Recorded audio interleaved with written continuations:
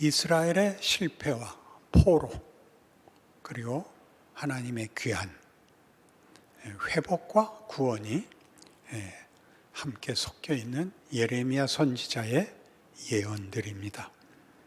오늘 31장에서는 하나님께서 이스라엘 백성을 돌이키실 것과 구원하실 것과 저들의 죄를 사하실 것을 약속하고 있습니다.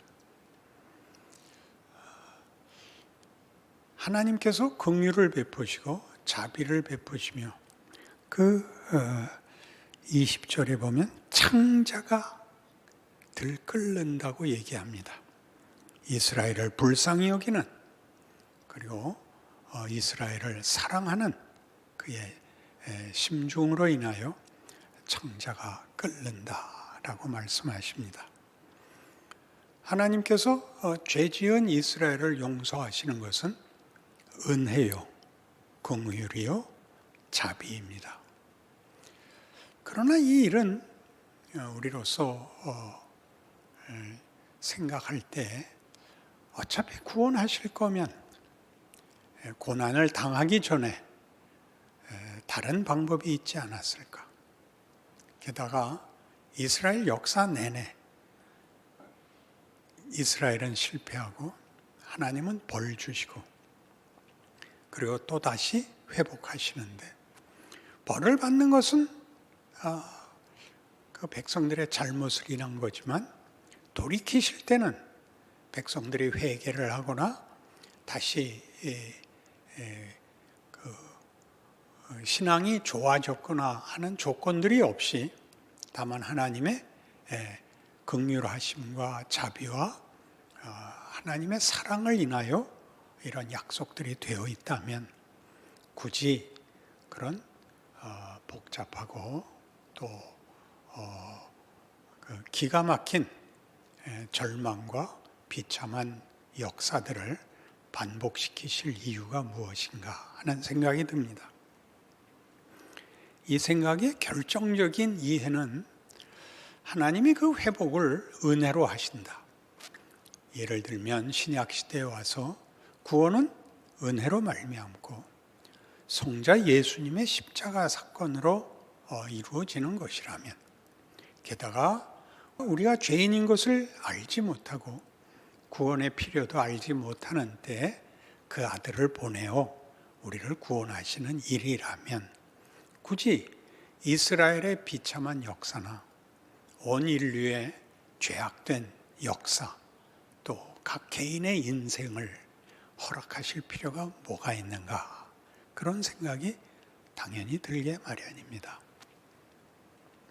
그러니까 은혜를 우리는 잘못을 없었던 것으로 치는 하나님의 행위라고 말할 수 있는데, 이 은혜는 이렇게 잘못했던 것을 지워버리는, 없었던 것으로 치는, 성경식의 표현으로 얘기하면 그 죄를 등 뒤로 던지는, 동이서에서 먼 것 같이 하나님께서 이제는 외면해 버리시는, 없었던 걸로 치부하는 그런 의미에서 이해하면 모순이 해결되지 않습니다. 은혜는 사랑에 근거한 하나님의 행위입니다. 없었던 것 같이 지워버리는 것이 은혜가 아니고 하나님이 우리를 사랑하사 적극적으로 간섭하시는 하나님의 손길입니다. 은혜가 피상적으로 이해되면 우리의 잘못을 지워버리는 것이라면, 하나님의 은혜가 사랑에 근거한다면 우리의 잘못을 우리에게 유익으로 만들고 우리에게 그 잘못과 실패가 하나님의 사랑을 담을 만한 어떤 정도, 어떤 목표, 어떤 자격을 만드는 행위라는 뜻으로 이해되어야 옳습니다. 하나님의 이 갑작스러운 회복에 관한 성경의 약속들은 신약에서 예수와 십자가에서 그 절정을 이루는 하나님의 은혜의 구원은 인간 쪽에서는 그러니까 언제나 비명과 경악으로 나타납니다. 욥기 7장에 가면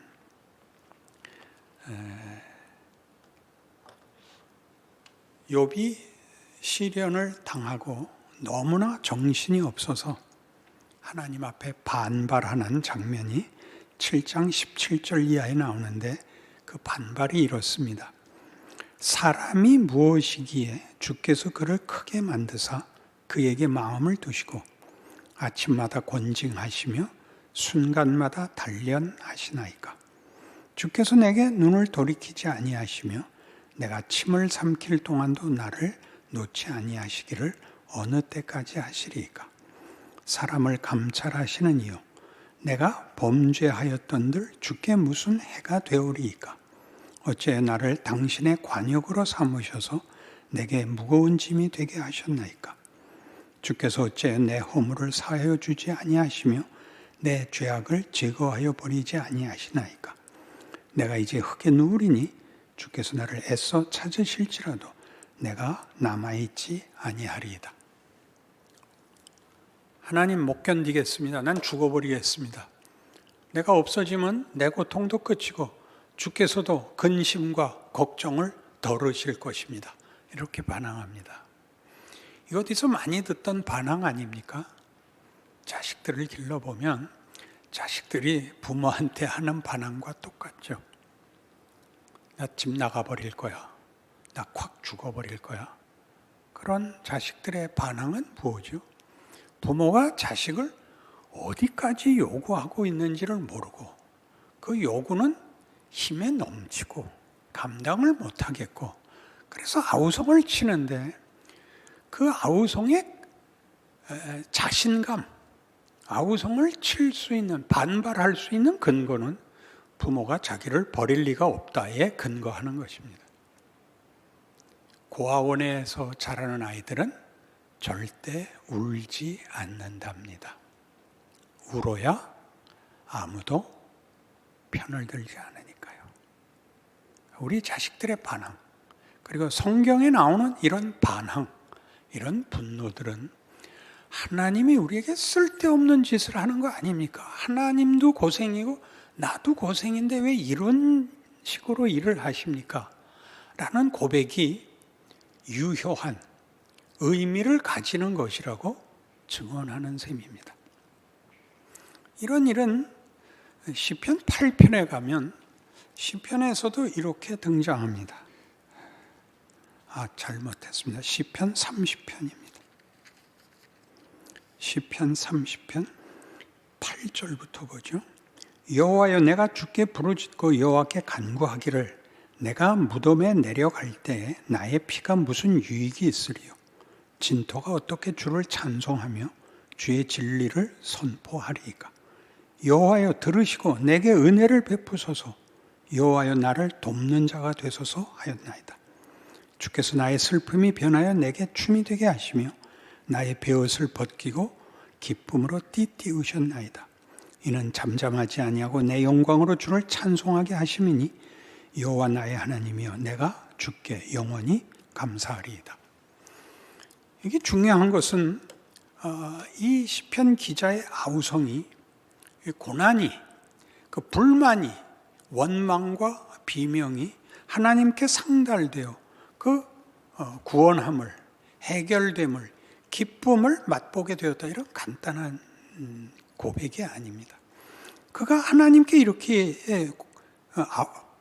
반박을 하죠. 9절에 보는 바와 같이 내가 무덤에 내려갈 때 나의 피가 무슨 유익이 있고 진토가 어떻게 주를 찬송하겠습니까?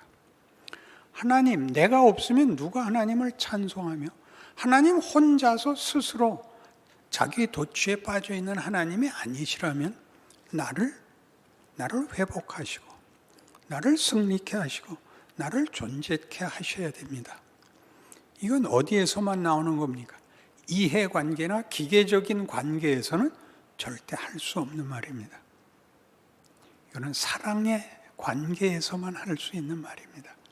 사랑은 사랑하는 것으로는 절반이 아니라 아예 무효가 되는 것이고, 사랑을 받는 것으로는 다 되지 않는, 역시 동일한 무효가 됩니다.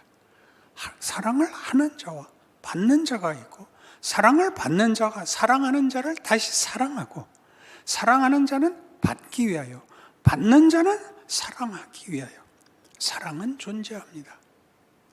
우리가 고린도전서 13장에서 보는 바와 같이 사랑은 온유하며 성내지 아니하며 자기의 유익을 구치 아니하며 악한 것을 생각지 아니하며 모든 것을 참고 믿고 바라고 견딥니다. 왜 이런 긴 갈등과 어떤 난관들을 벗어나야 하는 그 과정을 가져야 하는 것으로 되어 있나요? 하나님의 사랑이 그렇게 웅대하고 크고 깊고 광대하기 때문입니다. 하나님이 한갓 미물 같은 우리에게 사랑을 요구하십니다. 사랑을 주겠다, 사랑을 받아라, 그리고 나를 사랑해라 라고 요구하십니다. 모든 존재의 관계에 있어서 가장 큰 영광은 사랑을 하는 것이요, 사랑을 받는 것이라고 얘기하는 것이 성경입니다. 우리가 타 종교에 대해서 뭐라고 비판을 할 필요가 없지만, 어느 종교도 사랑을 그 근간과 궁극적 목적으로, 또 그리고 그 과정으로서의 실존을 얘기하는 데는 없습니다. 모든 것은 다 도덕이거나 복이거나 어떤 규칙이거나 공포거나 아니면 없어지는 겁니다. 없어지는 건 얼마나 쉽습니까? 없어지면 모든 것이 끝장이죠. 그러나 사랑하는 사람이 있다면 죽을 수 없는 법이고, 사랑하는 사람이 있다면 최선을 다할 수밖에 없고, 사랑을 받는다면 쉬운 인생을 살아갈 수는 없습니다. 그것은 우리로 하여금 창자를 끓게 하며 피 흘려 땀 흘려 기쁜 마음으로 자신의 지위와 책임을 다하게 할 것입니다. 그것이 성경이 하고 싶은 얘기입니다. 시편 88편에 가면 동일한 아우성이 이번엔 이렇게 나옵니다. 시편 88편은 아주 중요한 시인데 끝에 감격적인 결론이 나오지 않는 원망과 불만과 아우성으로 그냥 끝나버리고 마는 시입니다. 시편 88편 6절부터 보죠. 10절부터 보겠습니다. 주께서 죽은 자에게 기이한 일을 보이시겠나이까? 유령들이 일어나 주를 찬송하리이까? 주의 인자하심을 무덤에서, 주의 성실하심을 멸망 중에서 선포할 수 있으리이까? 흑암 중에서 주의 기적과 이즘의 땅에서 주의 공의를 알 수 있으리이까? 여호와여, 오직 내가 주께 부르짖어 싸우니 아침에 나의 기도가 주의 앞에 이르리이다. 여호와여, 어찌하여 나의 영혼을 버리시며 어찌하여 주의 얼굴을 내게서 숨기시나이까? 내가 어릴 적부터 고난을 당하여 죽게 되어 싸우며 주께서 두렵게 하실 때 당황하였나이다. 주의 진노가 내게 넘치고 주의 두려움이 나를 끊었나니 이런 일이 물같이 종일 나를 애우며 함께 나를 둘러쌌나이다. 주는 내게서 사랑하는 자와 친구를 멀리 떠나게 하시며 내가 아는 자를 흑암에 두셨나이다. 이 사람의 공포는 그가 당하는 모든 어려움, 하나님의 외면에 관한 것입니다. 그 가장 큰 비극은 끝에 나오는 것 같이 주는 내게서 사랑하는 자와 친구를 멀리 떠나게 하시며 내가 아는 자를 흑암에 두셨습니다. 상대를 없게 하셨습니다. 사랑하고 사랑받을 상대가 없는 자리에까지 나를 밀어넣으셨습니다. 그럼 하나님은 나를 죽고 싶게 만들고 내 자리와 내 존재를 부인하게 만드는 자리까지 나를 밀어놓으시고 하나님 만족하십니까? 이런 반문이죠. 우리가 늘 하나님 앞에서 자신을 확인하는 방법은 잘못밖에 없습니다. 잘하면 상 받고 못하면 벌 받는다. 이런 개념은 사랑이라는 개념에는 없는 겁니다. 상대방의 필요를 채운다 하는 것 정도로도 안 됩니다. 해결사가 되고 능력을 가진 정도가 아닙니다. 사랑이란 하나님이 만드신, 하나님이 요구하시는, 하나님의 존재의 가장 중심이 되는 핵심된 본질이요 성품이십니다. 그건 우리에게 얼마나 복된 것입니까? 누가 젖먹이는 아이를 잊겠느냐? 어미가 어찌 그 아이를 잊겠느냐? 그는 잊을지라도 나는 너희를 잊지 않겠다. 그것은 의지가 아닙니다. 그것은 다른 조건과 자격에서 나오는 것이 아니라 이런 하나님의 하나님 되심, 우리를 만드시고 우리를 기뻐하시고 우리에게서 당신의 사랑을 담아내시사 우리 에베소서 1장 3절에서 6절까지 보았던 하나님의 영광의 찬송을 요구하시는 그런 것으로 하나님은 당신의 영광과 기쁨을 삼으시는 분입니다.